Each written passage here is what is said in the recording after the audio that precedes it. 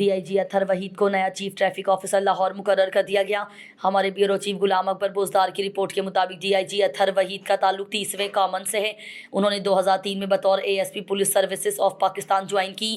اطہر وحید بطور trainee officer ASP Abbott آباد، ASP Kohat اور SDPO بھکر تعینات رہے۔